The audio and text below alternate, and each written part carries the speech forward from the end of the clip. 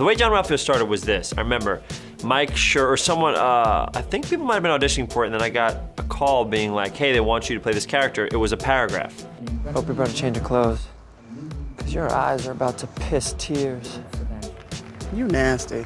That's all I was told. I wasn't told I was coming back or anything. It was a paragraph in one episode, and it was an episode where Ron Swanson, who's played by Nick Offerman, who I think, by the way, should have been nominated for an Emmy every single year. I think he was so good in that character. I love him. I think he's so funny. What are those, shrimp? Okay. He was looking for people, and I was one of five different people that he scrolled through to interview. And I remember I went in there, and I saw the script. I was inspired just by the words. I did it once. And then Mike Schur, the creator of the show, the second in my first rehearsal, and it was this scene where it's like, I remember being like, damn! Who is that hot intern chick out there? Because honestly, damn! But then Mike Schur comes to me the second I stop, and he comes up to me and goes, yeah, so you'll be coming back. And he smiles at me and leaves. And I remember that being one of the most exciting moments, because also it gave me confidence to play around the next take. Like, he's like, you did great, you're coming, we're gonna bring you back. And I remember that was a huge moment for me. Jean Ralphio! Yes, I'm here. Dance up on me. Yes, yes, yes. Hey, my name is Ben Schwartz. Very excited to be here. Reddit, ask me anything.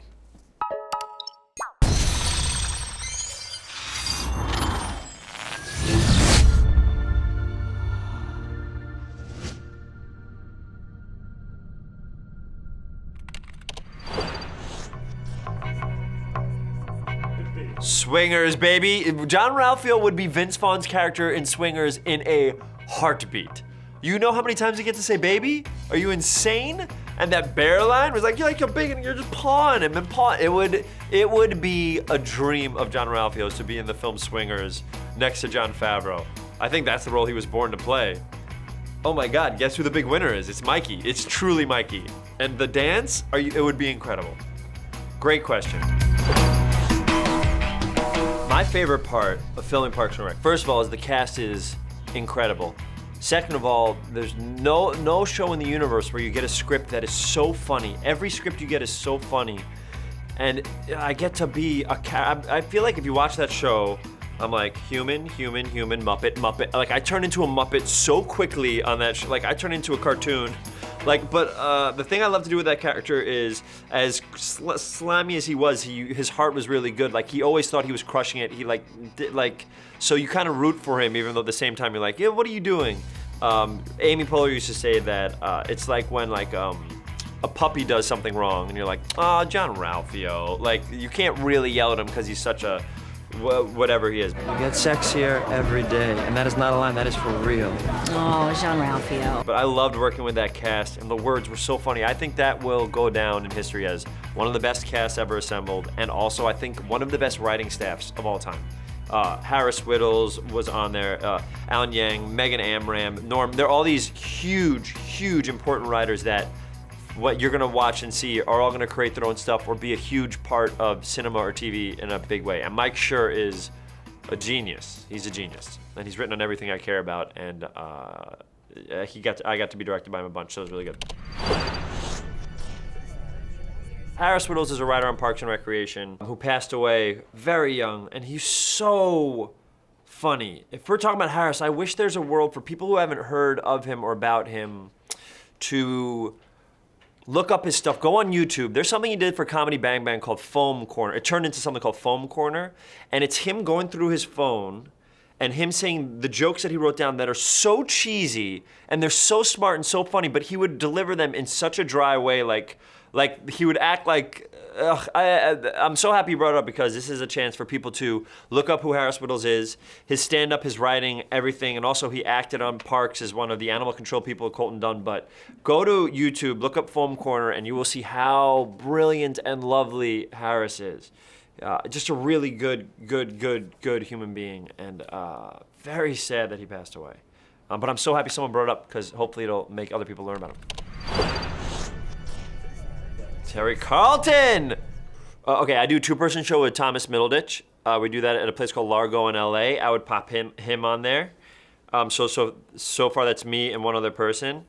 I think Zach Woods is so funny. I pop him on those teams. I do three-person improv with Adam Pally and Gil Ozeri. That would be 5. I kind of want more. If you can let me have a dream team, I'd put Amy Poehler on there, Lauren Lapkus on there. But like, if I could pick anybody, there's so many people I always wish I could play with that don't play as much anymore. But like Tina Fey, Adam McKay.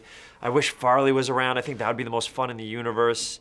I think Harold Ramis would have been really fun. Bill Murray. I could go on forever. I'm very passionate about improv, but it's like if I could get Bill Murray on stage, or I always wanted to do a show where it's improvisers mixed with people who've never done it before. I've been very lucky. Got J.J. Abrams on, and Blake Griffin on, and Jane Fonda on, and Helen Hunt, and Joseph Gordon-Levitt. But I always wanted to get Tom Hanks and or Bill Murray to be on that. So those are like the apex, whatever. But that list can go on forever. Horatio Sands is on my show, Matt Walsh, and they're all geniuses. Ian Roberts, Matt Besser, all the UCB guys. Ooh, great question. Okay, yes, of course. That rubber duck I'm very, very close with. I will never let that rubber duck go. Care about it. And I think there was a series of props that the person brought for the shoot, and I was like, I want that. Because we were supposed to shoot in a bathroom setting, and then I was like, but like, how crazy would it be if I had a rubber duck outside of the bathroom? So I think we had it in like a shower. But that's why I saw that prop and immediately was like, I'm a child. I would like to have this next to my face and take a picture of it. Fucks with ducks. Is it mostly specific duck questions from that gentleman or woman? Let me take a look at his history. Yeah. Great. Totally is. I love it. Keep going with it. Stick with it, baby. I'm really into the idea of this, what you're about, and hope to hear more from you in the future. I hope I put myself in a situation where I talk about ducks enough. It may happen in the future. I can't tell you why, but it may happen in the future. Ooh, great question, Richie Dagger. It was incredible. To me, it was fantastic because you have video. I can actually play audio for you. So because that day, I've been to many table reads because I'm a big fan, very big fan of The Simpsons. The way that the writing is done in The Simpsons influenced the way that I write today when I write films for places. But I was lucky enough to play a guest voice. When I recorded, the woman who does Millhouse was right next to me. I don't know if I've ever played this for anybody before. It'd be really embarrassing if I played the wrong thing. But maybe I don't do this. All right, so when you call my cellular device, oh, I nailed it, guys. I'm crushing it right now. All right, so this is what happened. I saw her and I got so excited, and I was like, it means so much to me if you could. Millhouse is like one of my favorite characters in the world in any form, regardless of animation. Could you do my outgoing message on my voicemail? And she was so kind, and I said, all you have to do is make sure you say everything's coming up Millhouse. And do you mind if I do it to this shotgun mic? Is that what I call it? Nailed it, Schwartz. Ready? Hey, Ben is in here, but guess what? Everything's coming up Millhouse. That is my outgoing, and let me tell you how confusing that is to everybody in the world who doesn't know who Millhouse is when they try to call me and they get that. But it was one of the most exciting experiences, and like the script, I took the script home where it says my name playing a character, and the second I'm adult enough to frame things and hang them on the wall, I cannot wait to do that. It was a huge moment for me, just because I had 3 things on my bucket list coming up. One was to do a voice in The Simpsons. One was to be a guest on Letterman because I started as a page, showing people what the bathroom was in Letterman, and I ended up doing that. And then the third one, which I haven't achieved yet, but hopefully in the next 15 years, is to host SNL one day. So that was one of the big 3 things that I was trying to do. So crazy you don't know that all those words make a sentence. So they do. Incredible question. And I don't know if Scott Aukerman's gonna be mad at me for announcing it, but I'm gonna do it anyway. We've done 2 Solo Bolos in the past. Many know Solo Bolo. Of course, everybody in this room knows. Not one person. Solo Bolo and Solo Bolo Dolo. We have Solo Bolo Trollo in the can. Scott Aukerman and I went to the musical Hamilton together to prepare for what we do in these things. Is we just sing like idiots for an hour and change. And so we've already recorded Solo Bolo Trollo, and I think it comes out in a couple months whenever Scott wants to put it out. But it has been recorded, and it is just as insane as you would hope the third in this series would be. I'm excited for it to come out for the sheer pleasure of seeing people be like, why do you keep doing these? Getting into improv, Amy Poehler was a huge one. The UCB4 were huge for me. So Amy Poehler, Matt Besser, Matt Walsh, Ian Roberts. But then coming up, I interned for ASCAT. So I showed people where the bathroom where I gave out tickets. I did the garbage in order to get free classes so I can take classes there. So the people I watched that really shaped me were people like Jack McBrayer, and who else was amazing? Jack was just so nice to me. Amy was a huge one. Paul Scheer was a really big one for me. Rob Riggle was really big. Andy Daly. All these people that I hope you guys will know. Brian Husky was so good, Seth Morris, all these people that when I was coming out, I remember thinking that everybody was the funniest person I'd ever seen in my entire life. And they hadn't broken yet. Like Jack didn't get 30 Rock yet, and it made me feel so scared that if the funniest people in the world weren't getting roles, I thought that I would never be able to do it. And then they slowly started to break, and it was very exciting for me to watch.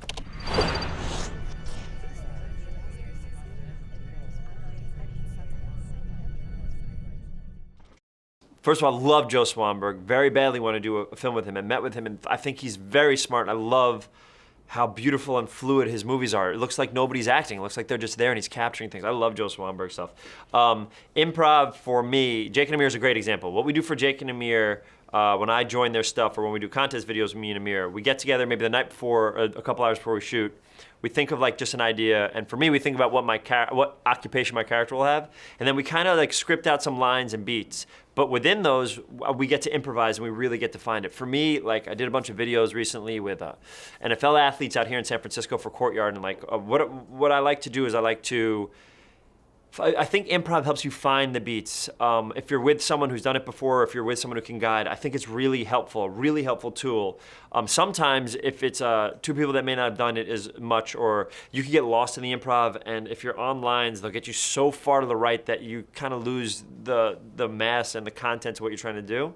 But I think it's such a good aid, and if you can edit as well and find it, it's such a good way to find your beats. And also while you're writing, improv is so fun while you're writing. If I'm writing a movie or something like that, I'll play with the lines and figure it out like that. For drama, it's huge as well. Like for House of Lies, I get to improvise even in the dramatic beats. And I find when I do it, it's just a matter to try to like make it keep the cadence of someone who's a real human, or like how they're talking. So for me, it's like there's a scene where, this is a huge spoiler, but I kill my father in House of Lies by yelling at him too hard, which is kind of hilarious now thinking about it. But I remember in that speech, it's like word for word what it is, but coming in and out of it, or just the moments where you're like stuttering and trying to find the words, and you find just human rhythms within it, I think is incredibly helpful.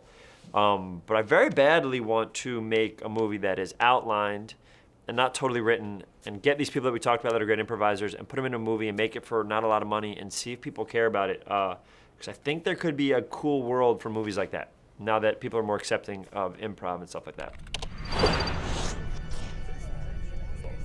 Unbelievable question. So we usually rest up for the 6 months in between. So it's like we'll do a solo bolo, we'll go into our hyperbaric chambers, or we'll go surfing. We'll try to hit the same wave for a couple months. So we'll try to ride that wave from different continents and stuff like that. And then we come back, we get ourselves hydrated, right? We stretch for a good 12 days. And so each time you hear solo bolo, it is the exact amount of time it takes to recover from a solo bolo. So solo bolo, couple months to a year, and then another solo bolo, and then we're just like skeletons, and then we slowly become human beings again, and then we give you another one. Unbelievable question. Thank you for asking it. This is a question that has come up many times, and Jake and Amir have their own network over HeadGum, and Earwolf people have been very kind. I have a huge desire to do it, but I don't think I'll be able to do a lot of episodes, and I feel bad just doing one or something like that. I feel like when I hope that one day I hope that I'll have enough time where I can concentrate on it, because I think there's so many funny people we could try to get in the same room to make something special. But the way I just like, for me doing like Comedy Bang Bang or Jake and Amir is me, it's like playtime. It's like me like hitting the heavy bag and just like getting everything out and just being so happy and excited. So I love being guests on all of them. I just did one yesterday. I don't know when I'm gonna do my own, but it is something I think about all the time, and something that Jake and Amir and Marty bother me about all the time.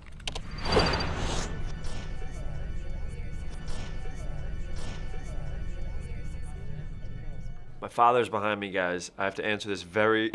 My father paid for my college education with my mom.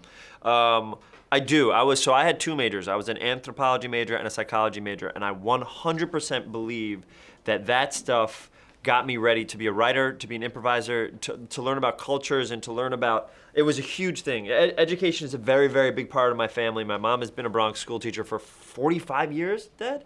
45 years. It's always, and something my mom and dad always was, it was always a huge instilled in us to, like do well in school and to learn and things like that. So I cannot emphasize enough how important it was, because without those tools and without me getting the intelligence to learn how to write and do those things, I wouldn't have been as equipped to handle writing or situations or stuff like that. And also it's just living, man. I feel like if you're just doing one thing, I learned that when I was doing improv too much, and there was a time when I was like a page at Letterman, and then right after Letterman, I would take classes at UCB, then I'd be a page at UCB, and my whole life revolved around comedy. All of it, every aspect revolved around comedy. And then I realized when I was performing, I was doing the same thing over and over again, and it was because I wasn't living my life. I didn't have anything to pull from. If you want to do stand-up or sketch or improv, like you need real life experiences to pull from. And I remember that was a big moment for me where I was like, oh, I got to go out like to the zoo or go on a date or go with my friends or stuff like that and make sure you live life. And I think college and high school, regardless of the college you go to, it could be community college, it could be a night school, whatever, is a big wealth of all those things. How was that, Dad? Very well. All right, good. Good. Let me say this. I did all that, but also I've seen probably every episode of DuckTales. I've seen every episode of every cartoon show when I was coming. The Disney Afternoon was a big part of my life. And then like I would fall asleep watching TV, and I played video games like crazy. I loved video games. Final Fantasy 1, 2, and 3 coming up was like huge for me to learn what like worlds were. So it's okay to do both, but make sure you educate yourself as well. Sorry, Dad. Reddit community, thank you so much for having me and asking me all your questions. I'm very proud to say that I have a username that is 9.5 years old for a website that I've heard is just over a decade old. So it makes me very happy and excited to, am I correct? That's kind of what it is, but it makes me excited to be a part of a community that has grown so much, and I'm gonna try to be more attentive in the future. So thank you so much for having me. Surely we'll do one of these again sometime in a different location, different city. We're probably taking it on the road once every other week. But thank you guys so much, and thank you for supporting me for all this time. I really appreciate it.